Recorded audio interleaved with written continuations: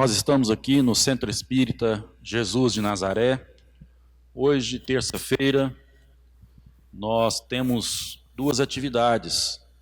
Primeiro, a partir das 19 horas de agora, perguntas e respostas, com Alexandre Moll e Shirley Milagre.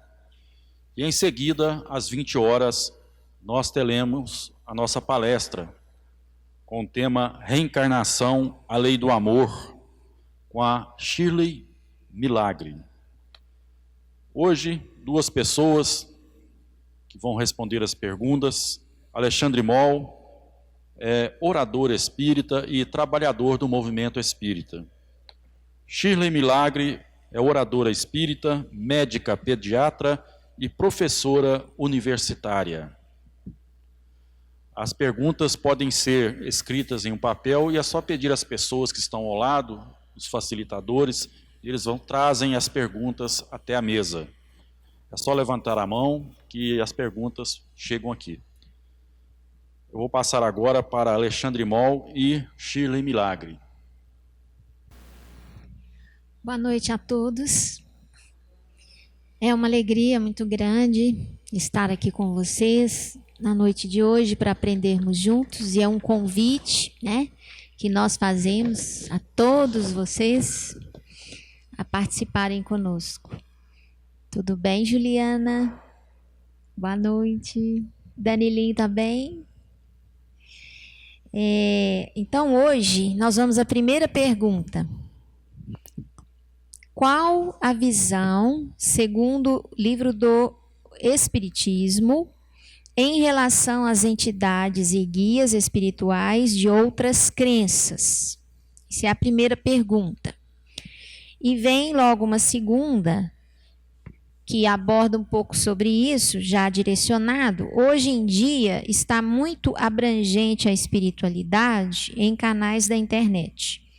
Pessoas usando aparelho para transcomunicação.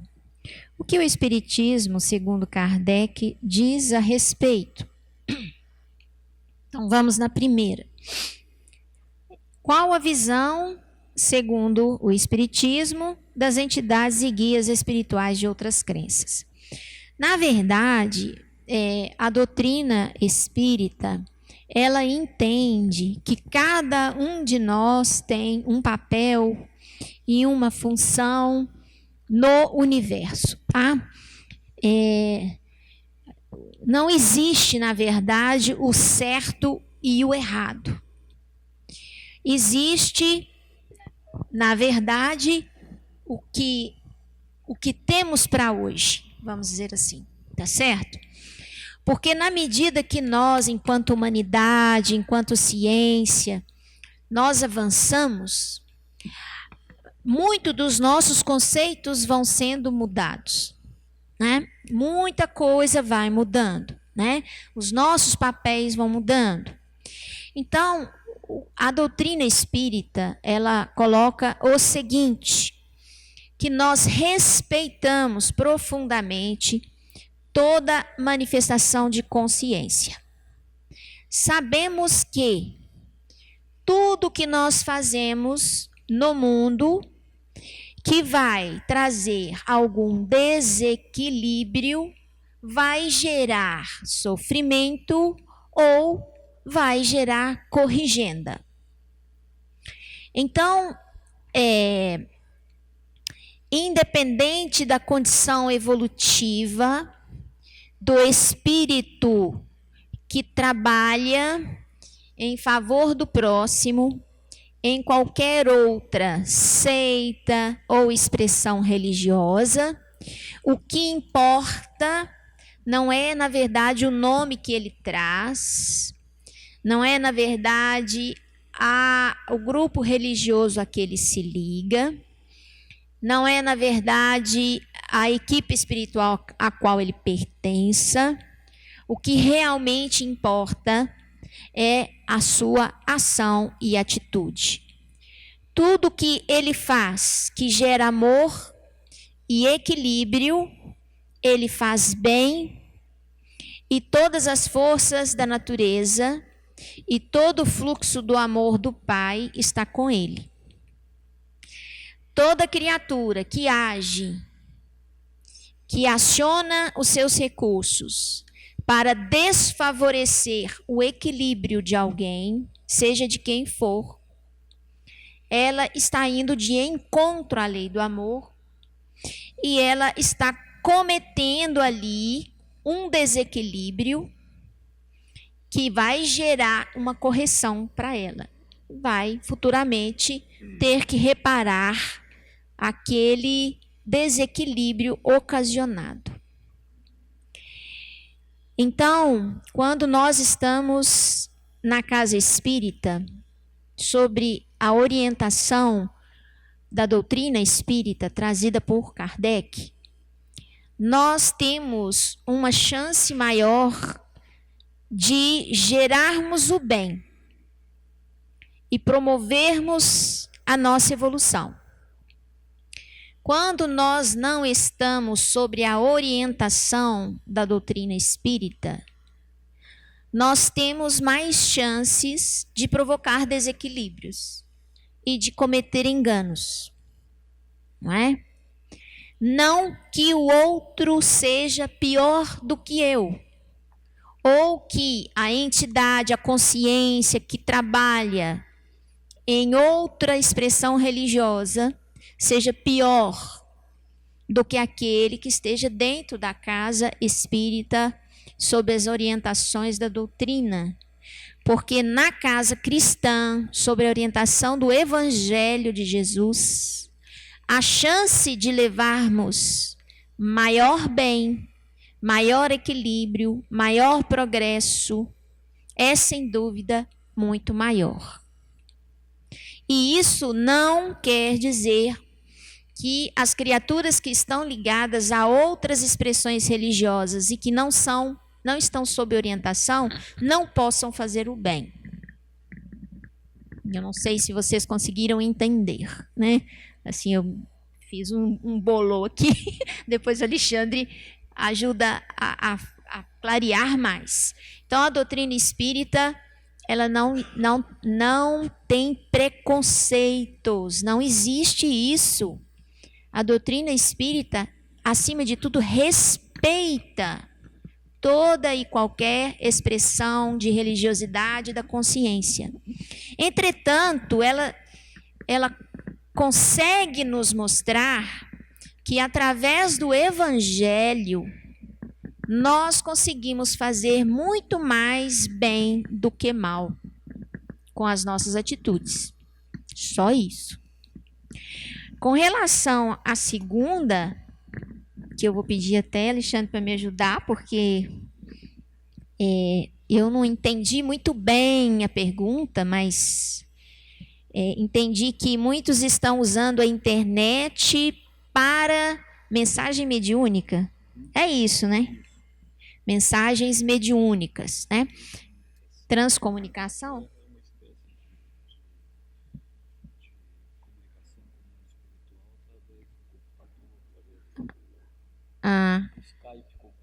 Eu, assim, vou ser franco com quem nos perguntou, agradecendo muito a gentileza da participação, né? Que eu ainda não tive a oportunidade de ver um evento desse, um episódio, né, de transcomunicação pela internet, né? Entretanto, assim, se nós considerarmos que a internet é apenas um meio de comunicação, né, que vai tornar uma mensagem alcançável, né, por um número maior de pessoas, eu vejo, por este lado, que não há nenhum empecilho, né, no uso da internet. Como tudo na vida que a ciência nos traz, ela pode ser usada em benefício ou em malefício da humanidade. Se você pega a energia atômica e coloca ela para gerar calor, luz elétrica, né? Ela só traz benefício. Mas se você pega a energia atômica e concentra numa bomba, você destrói, né?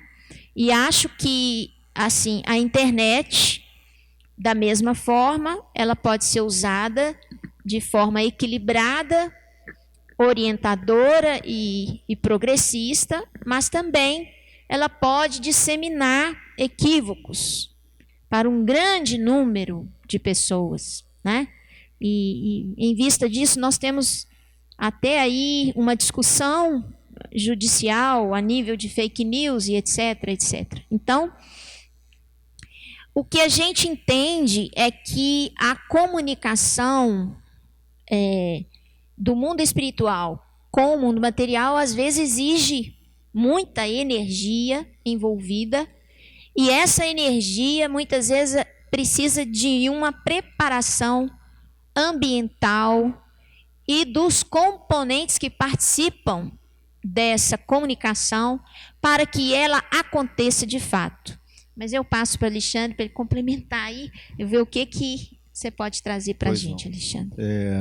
Boa noite, é um prazer estar com vocês, né? Tivemos aqui semana passada e cá estamos novamente. Complementando aqui a linha de raciocínio da Shirley, é mais ou menos realmente nesse sentido, porque as comunicações espirituais, elas são fenômenos naturais, né? E elas acontecem desde quando o homem está aqui no planeta, né, Shirley? Antigamente, em outras culturas, os médiuns tinham outros nomes, né? Eles eram chamados de oráculos lá na Grécia, pitons e pitonisas lá na Babilônia, os sacerdotes egípcios, né? As bruxas da Idade Média, enfim. A comunicação com o mundo espiritual, ela é tão natural quanto a própria existência humana.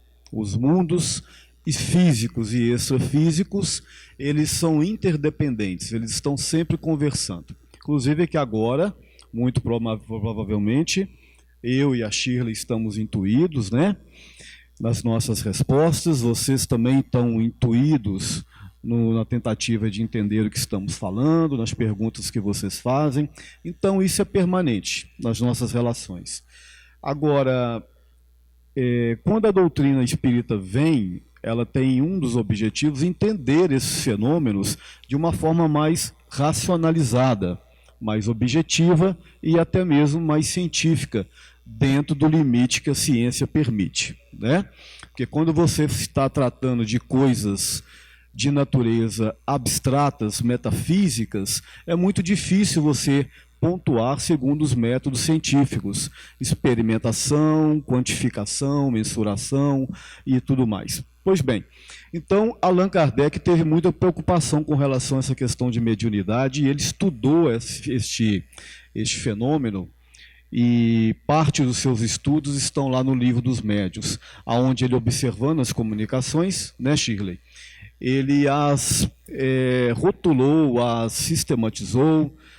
Por exemplo, a comunicação da psicografia é quando o médium está escrevendo, intuído por um espírito, que é diferente da escrita mecânica, que segundo ele é quando o médium empresta a sua escrita, ele não participa da comunicação. A psicofonia é quando o médium fala sob orientação de um espírito.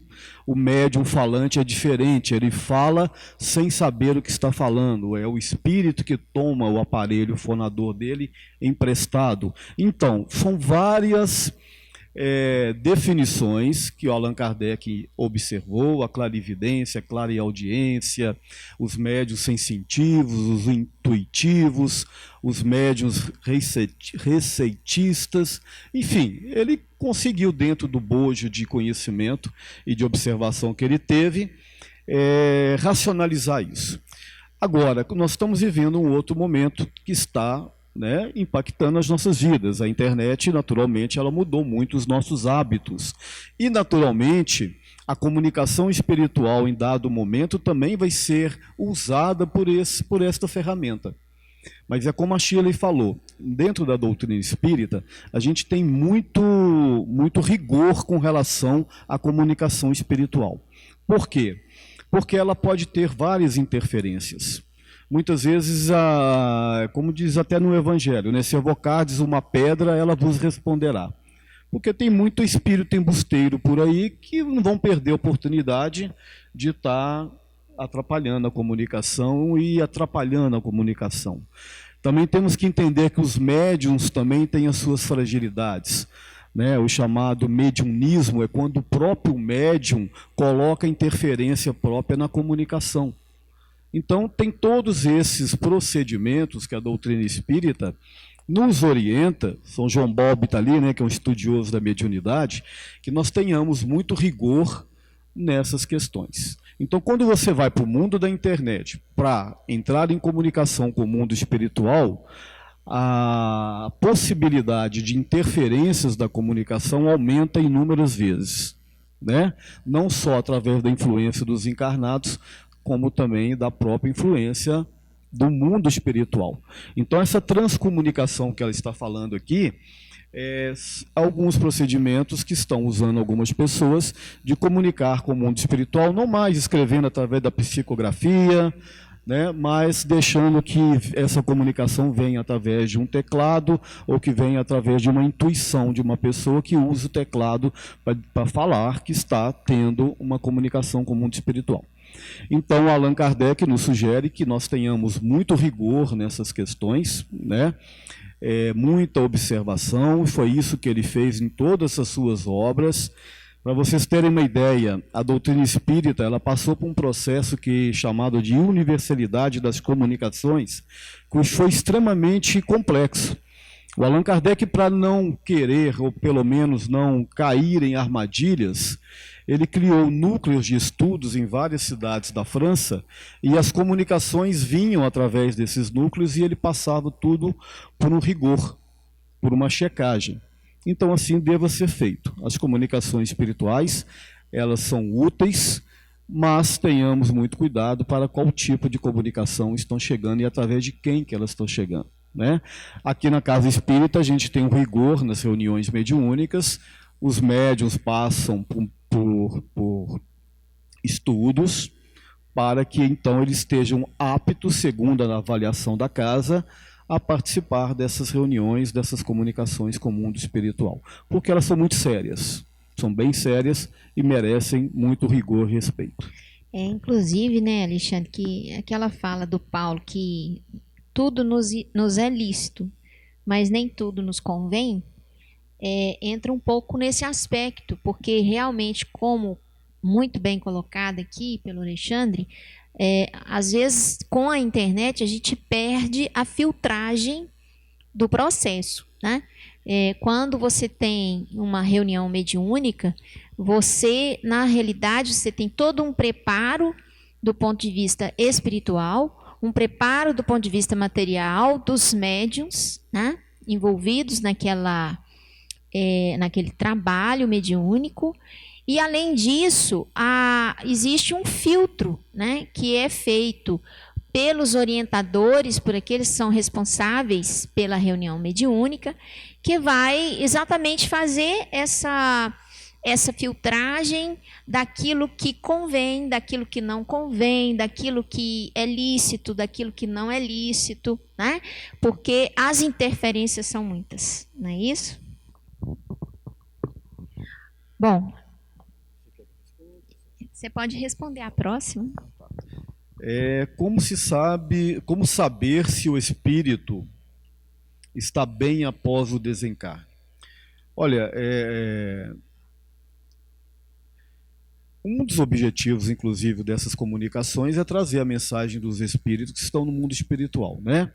Na época do trabalho do Chico Xavier em Uberaba, isso era muito comum, né? Teve uma fase dele que ele acalentava as pessoas através das chamadas cartas do Chico Xavier, né? Mães que perderam filhos, pais que perderam filhos, filhos que perderam pais. Foi muito comum receber essas cartas lá, e o objetivo do momento era mostrar essa realidade do mundo espiritual e essa comunicação possível entre eles. Bom, mas é muito difícil uma pessoa que perdeu uma pessoa querida, né, entrar em comunicação com ela, porque cada caso é um caso em si, tem um caso específico.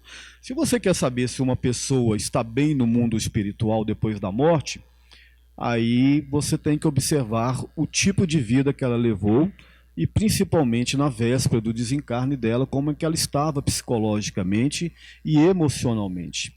Porque como estamos aqui agora, do mesmo jeito que estamos hoje, nós nos apresentamos depois do mundo espiritual. Se nós estamos emocionalmente equilibrados, tem o período de transição, de adaptação, mas o nosso emocional vai ser um reflexo do nosso emocional aqui. Se estamos em desequilíbrio, em desespero, né, e desencarnarmos nesse intervalo, nós vamos nos apresentar no mundo espiritual da mesma maneira. O emocional permanece praticamente o mesmo. O espírito é o mesmo. O que acontece é que ele vai despojar da carne, da matéria, mas a mente, a emoção, os sentimentos, a visão de mundo permanece.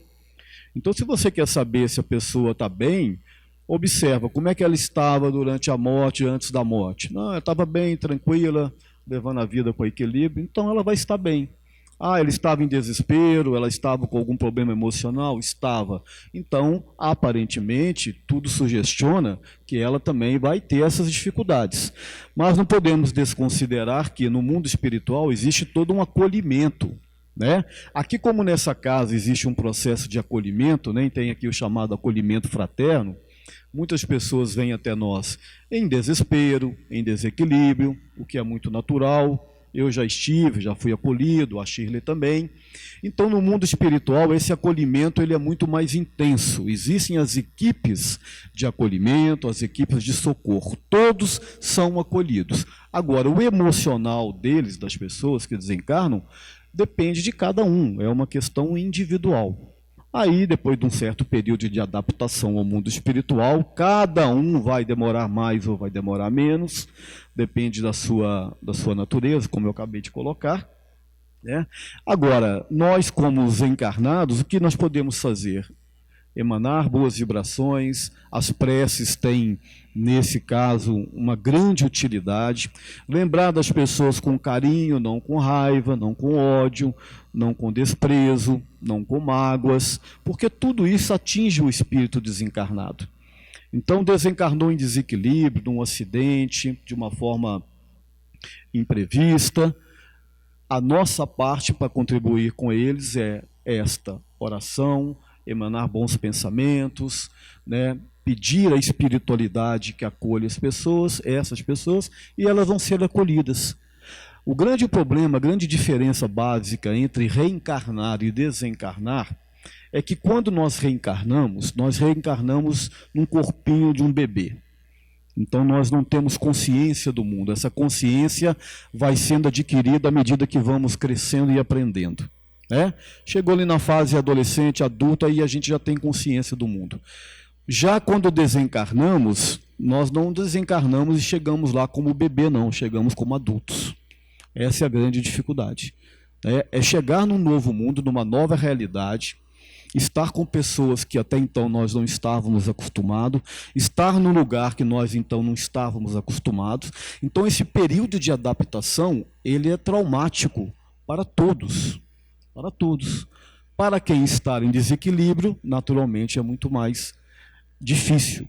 Os que já estavam mais equilibrados, com mais consciência, com mais entendimento. Por isso que vocês estão fazendo hoje aqui é muito bom. Quanto mais a gente ter ideia dessas questões, mais facilidade a gente vai ter no desencarne. Chegando do outro lado, opa, peraí, eu fui lá no centro espírita, ouvi uma palestra sobre isso, então quer dizer que eu morri mesmo, quer dizer que eu estou no outro plano. Então, o que eu posso fazer agora para me adaptar, entender essa nova realidade, aceitar o que está acontecendo? Então, o conhecimento das coisas, o conhecimento da religiosidade é muito importante nesse sentido. É a gente fazer uma transição mais tranquila, porque de um jeito ou de outro nós vamos ter que fazer a transição. É da lei. Bom, nosso companheiro que trouxe essa questão da internet ainda ficou com uma dúvida aqui, né? Que gostaria de esclarecimento. Vamos lá. Sobre as comunicações nos canais de internet, tem aparelhos que, através de ondas sonoras, captam vozes de espíritos e trabalham até com oração, mentores, e não através do teclado. Gostaria de saber se, com o aumento de tecnologia, isso é possível. O que a gente percebe, como o Alexandre citou muito bem aqui, é que tudo é um processo, né? Então, quando a doutrina espírita ela veio para o planeta Terra, sendo trazida pelos espíritos, né? Houve a necessidade de chamar a atenção, né, das pessoas para a existência de consciências fora do corpo. E a única forma de chamar a atenção destas pessoas era os fenômenos materiais, fenômenos físicos. Na medida em que a doutrina chegou, foi consolidada e foi colocada, né, por Kardec, compilada, divulgada através dos livros, né, organizado todo o conhecimento, filtrado, já não houveram mais a necessidade de manter os fenômenos físicos, né? Porque agora a gente tinha o corpo doutrinário consolidado, a mensagem estava entregue. Agora é cada um refletir sobre a mensagem, né? Quando a gente começa a voltar a nossa atenção para a captação de vozes e fenômenos, nós, na verdade, estamos começando a ir lá atrás, né, Alexandre? Preocupados, às vezes, com o fenômeno físico da comunicação, né? Acredito eu que, para o futuro, nós vamos nos comunicar com o mundo espiritual sem uso de qualquer aparelho, né? Com a nossa mente, através da telepatia, né? Não vai haver necessidade de instrumentos, tá certo? O que a gente coloca é que nós devemos ter cuidados, né? Um cuidado muito grande para a filtragem daquilo que vem, porque fenômenos físicos também, eles podem ser provocados por outros agentes físicos que não é um espírito, né? Então, a gente precisa ter cuidado, porque eu diria para vocês que nos fenômenos físicos, o charlatanismo ele ganha muito mais força do que no fenômeno psíquico, tá certo? Então, por isso a necessidade de ter cuidado com essas manifestações. A gente não está dizendo que isso é um óbice, né? Ou é um empecilho, ou é um problema. Não estamos dizendo que é um problema. Nós estamos dizendo que pode não ser solução, né? A solução que nós estamos buscando, que é fazer o cristianismo redivivo entrar de fato no nosso coração, né? Esse é o grande desafio, né? Muito maior do que ouvir vozes de espírito através da internet. Entende isso? Quer dizer, a gente precisa ter uma coisa mais importante do que isso. Tá certo? Bom, tem uma pergunta aqui que eu acho importante. Em relação aos pais, tendo ciência do planejamento e da escolha no plano espiritual, a sensação é que não vou conseguir concluir a missão com os meus. Como amá-los, perdoá-los, se estão sempre tão engajados em me ferir? Como cumprir esse planejamento sem me colocar em sofrimento extremo? Então, o nosso companheiro ou companheira que traz isso aqui, eu entendi que na condição de filha, né, com dificuldades de relacionamento dentro da família com os pais. Já disse André Luiz que a família é o cadinho reparador, né? É o tacho efervescente. É dentro do seio da família que estão aqueles com os quais precisamos resolver graves problemas pendentes, que nós criamos pelo nosso comportamento, a nossa falta de amor no passado, né? Então, evidentemente, a família é o grande desafio, né? Entretanto, é um desafio que foi posto ali não para que nós não obtivéssemos vitória. Ao contrário, é exatamente por apostar, né, a misericórdia divina, apostar na nossa capacidade de vencer essa dificuldade, é que somos colocados juntinhos com aqueles que temos problemas a resolver, para que nós reconstruamos essas relações. Evidentemente que uma das maneiras da gente começar bem é trabalhar em nós a aceitação do outro como ele o é, e não construir expectativas, né? E muitas vezes nós olhamos tanto para os nossos desejos, nós olhamos tanto para os nossos ideais, que nós queremos encaixar todas as pessoas dentro de uma forminha, do jeito que nós queremos, da forma que nós queremos, tá? E se essa pessoa não está encaixando na forminha que nós desejamos, nós ficamos profundamente insatisfeitos e magoados e ressentidos, né? Então, o primeiro passo para trabalhar isso aqui, acredito eu, é você entender que cada um tem as suas dificuldades e que a gente precisa caminhar juntos com a dificuldade do outro, né? A segunda coisa que eu acho extremamente importante, que você que está sofrendo com isso, você precisa cuidar de você, não é?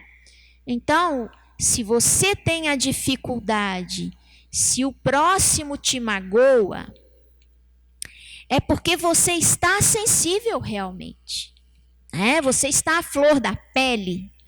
Então, você precisa se fortalecer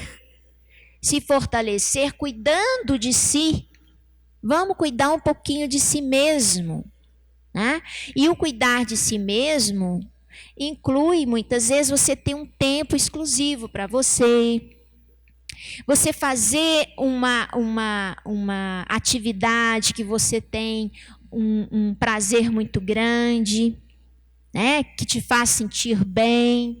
Isso tudo fortalece o nosso self, a nossa pessoa, para que, mais forte, a gente consiga entender e tolerar essas dificuldades de relacionamento que nós temos dentro do nosso lar, né? A família perfeita, infelizmente, não existe, né?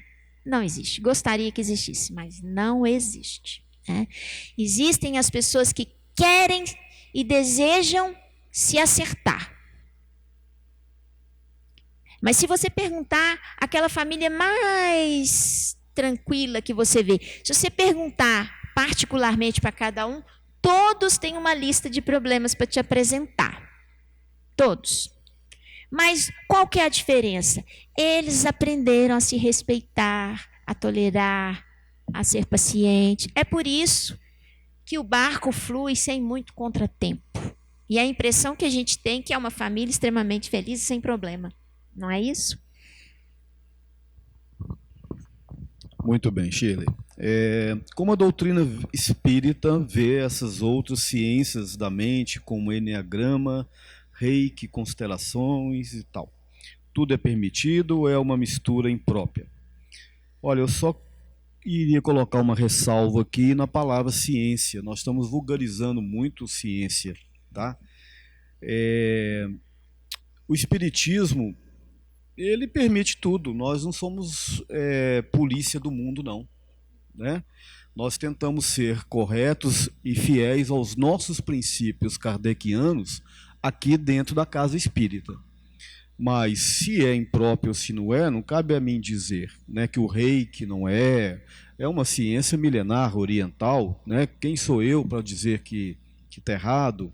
Constelação familiar, não conheço muito bem, mas já ouvi falar muito bem. Então, quer dizer, são tentativas que nós fazemos para melhorar as nossas vidas, né? Seja dentro de uma visão religiosa X ou Y, né? Eu acho que o que é impróprio, na verdade, é fazer o mal. Aí é impróprio, aí nós condenamos. Mas a questão da comunicação, por exemplo, através do mundo virtual, quem somos nós para condenar, né, Shirley? Mais cedo ou mais tarde isso vai chegar, é da própria natureza, a tecnologia vai sendo incorporado nas relações humanas e nas relações com o mundo espiritual. Mas dentro da casa espírita, nós somos regidos por aquilo que nós acreditamos que são os princípios de Allan Kardec, que foram desenvolvidos e massificados por Chico Xavier e por outros espíritos. Então, aqui dentro, a gente segue os nossos rigores, os nossos entendimentos, né, para a gente não cair em erro, porque caindo em erro a gente pode trazer inúmeros prejuízos. Mas respeitamos. Eu conheço pessoas que fazem experiências de comunicação com o mundo espiritual através dos meios virtuais. É um direito deles. Quem somos nós para proibir? Claro que não. Agora, nós não vamos trazer isso para dentro da casa espírita porque a gente não tem ainda a certeza de que eles são úteis, né, e que eles são rigorosos. Porque as pessoas que amamos nos deixam, seja em vida ou seja em morte.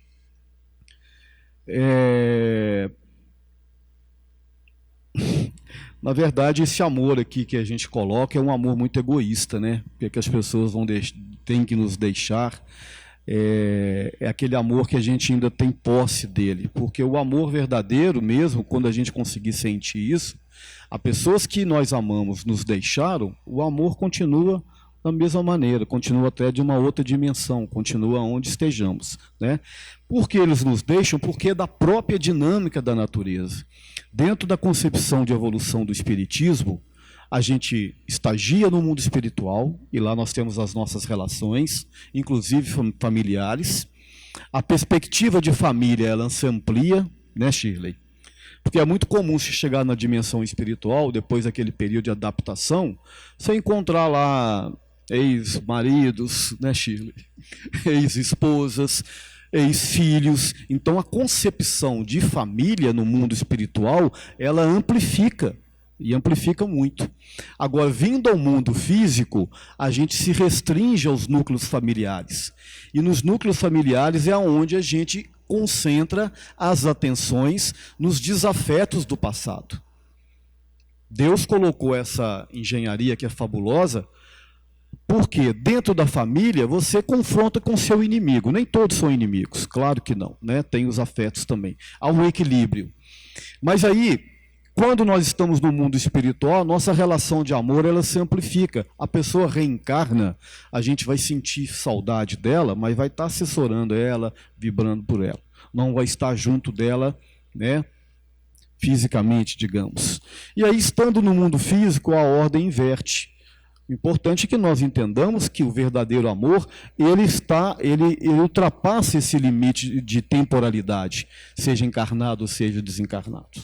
Né? Por isso que muitas vezes a gente, dentro aqui do plano físico, você começa a desenvolver amizade com uma pessoa e logo você passa a gostar dela.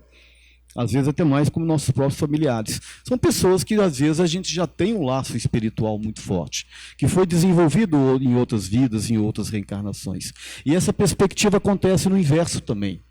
Né? Então, a ideia que a doutrina espírita coloca, e eu particularmente acredito nela, que para mim até hoje foi a mais plausível de todas que eu já vi, é que nesse vai e vem entre o mundo físico e o mundo espiritual, nesse relacionamento entre afetos e desafetos, a gente vai aprimorando, a gente vai se moldando, né? A gente vai sendo menos animal e mais espiritual. Até o ponto, então, que a espiritualidade entende que a gente não precisa mais da vida encarnada. O espírito já adquiriu um nível espiritual de que, aonde ele estiver, ele vai estar amando os que estão do lado dele. Então, nós estamos aqui num período de exercício. A gente está numa escola para aprender a amar. Né? E a gente está distante ainda deste verdadeiro amor.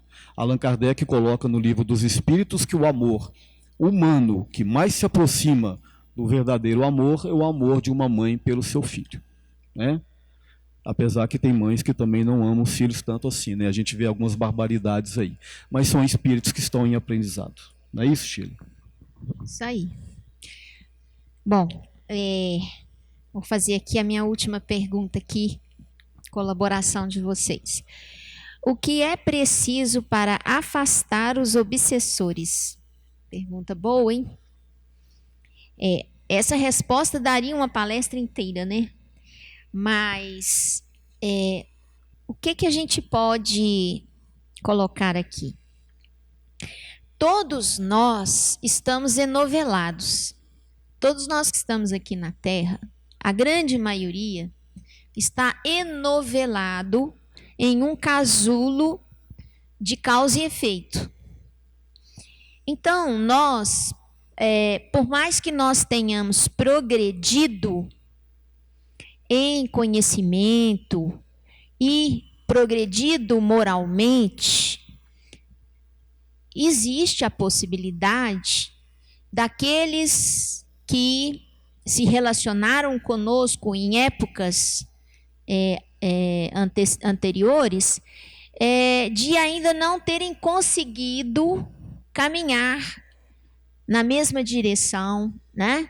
Ou de não terem conseguido se libertar do sentimento de ódio ou de ira, né? Ou de desejo de vingança, que povoa a sua mente, o seu coração, em virtude de fatos que aconteceram e que desequilibraram profundamente aquele espírito. Então, em virtude disso, nós sabemos que cada um de nós tem a sua história e os seus laços.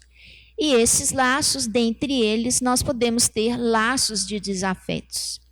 E que nós designamos como obsessores, porque eles não são intrinsecamente maus, mas eles estão perturbados por um sofrimento que nós demos causa, né? Eles são doentes, né? E se ligam a cada um de nós por este fato, né? Por este laço. E muitas vezes a gente caminha e eles não conseguem caminhar, né? Aí entra nesse momento, principalmente aquele que procura a casa espírita, a necessidade de buscar recursos, ajuda, porque muitas vezes são criaturas que vão precisar de muito amparo através da oração, através da conversa com mentores no mundo espiritual, através de uma regressão mental, para que eles vejam coisas do passado, revivam outras situações, para esclarecer o sentimento que eles estão alimentando, né? E muitas vezes eles precisam perceber claramente que nós mudamos, né?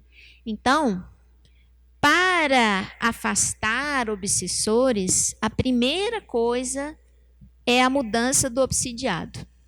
É a primeira coisa. Se o obsidiado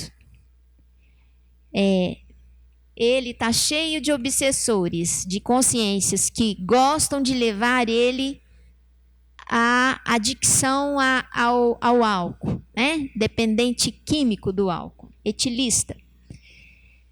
Se ele vem para a casa espírita, ele é tratado através das reuniões de obsessão, com a conversa com os obsessores, com as orações, com todo esse trabalho de afeto a esses espíritos que estão adoecidos, e eles são esclarecidos e eles tomam a atitude de mudar e buscam a sua renovação.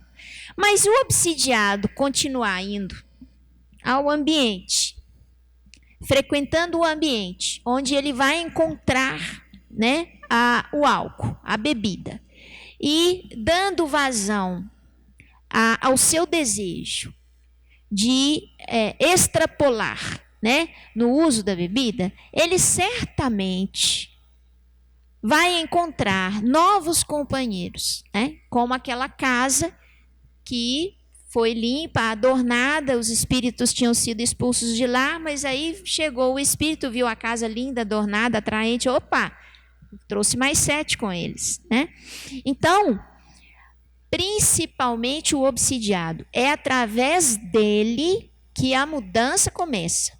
se ele não ficar firme de mudar e de renovar as atitudes, os hábitos, os ambientes, os pensamentos, a leitura, os programas de televisão que gosta de assistir, os filmes e etc., se ele não mudar essa realidade dele, ele dificilmente consegue ajudar aquelas consciências que lhe cobram o passado, né? E as equipes espirituais da Casa Espírita, elas estão aí para acolher, né, as pessoas que estão em dificuldades numa situação de obsessão, para dar o apoio necessário, porque é preciso de fazer esse trabalho de mãos dadas, né? Sozinho é muito difícil, né, Alexandre? Exatamente. Para encerrar aqui, eu vou só passar duas perguntas, Shirley, que chegaram essa noite, né? Então a gente vai responder bem rapidinho aqui. Boa noite, é verdade que já estivemos aqui várias vezes e no outro plano também, porque temos tantas dificuldades com a morte. A gente acredita também que a gente já esteve aqui várias vezes e de lá também muitas vezes também. A dificuldade da morte é um fenômeno natural. Dizem, né, os espíritos, que o medo de reencarnar é maior que o medo de desencarnar, né? Porque a gente tem medo do desconhecido, a gente não tem muita certeza para onde a gente vai, né? Mas quando está do lado de lá, nós temos certeza para onde nós vamos vir. Então o medo é muito maior, o medo de falhar é muito maior. É um fenômeno natural, o espírito ele é atemporal, ele é adimensional, ele está acoplado numa estrutura tridimensional, presos às sensações que o corpo oferece, né? Refém dessa estrutura. Então o medo da morte causa nele realmente um pavor, causa nele uma dificuldade natural, além também de questões religiosas, de questões culturais que nos influenciaram para ver a morte de uma forma negativa. Mas quando a gente tem a verdadeira perspectiva, a verdadeira fé, né, de que a vida continua do lado de lá, esse medo ele é naturalmente atenuado, ele deva ser atenuado, né? Nós vivemos a Páscoa domingo. O que é o sentido da Páscoa quando Jesus ressurge? Ele dá uma demonstração inequívoca que a vida é imortal e que a vida continua além desse plano físico. Esse foi o grande objetivo.